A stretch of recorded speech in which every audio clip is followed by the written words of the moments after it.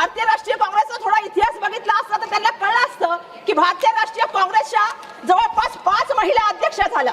Any Bessent असतील, सरोजिनी नायडू असतील, नेलिसेन गुप्ता असतील, श्रीमती इंदिरा गांधी असतील, श्रीमती सोनिया गांधी असतील. या बरोबर आपल्याला सांगायला पाहिजे देशाचे पंतप्रधान, महामहिम राष्ट्रपती, स्पीकर्स, त्याबरोबर मुख्यमंत्री किती झाल्या? काँग्रेस पक्षाने किती मुख्यमंत्री केल्या? सुचेत्रा कृपलानी, नंदिनी सतपथी, अनवरा तेमूर, राजेंद्र कौर बत्तल आणि शीला दीक्षित या ज्या आहेत त्या मुख्यमंत्री बनल्या.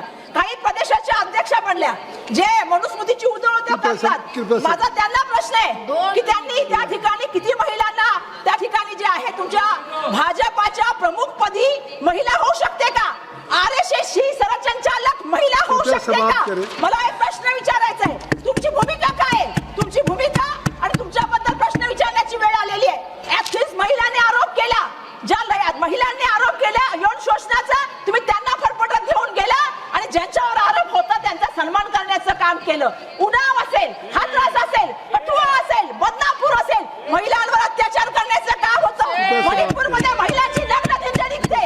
आज या ठिकाणी महिला आल्यात, मला अभिमान आहे महिलांचा. महिला या ठिकाणी बसलेत. मला प्रश्न विचारायचा की मणिपूरच्या महिला या ठिकाणी आलेल्या आहेत. अध्यक्ष महोदय, मला सांगायचंय, जर भारतामध्ये आपण बघितलं नाही, अध्यक्ष महोदय थोड़ा डेटा तो देने दीजिए मुझे. आज महिलाओं के बारे में बात हो रही है. अध्यक्ष महोदय मुझे एक और चीज कहनी है.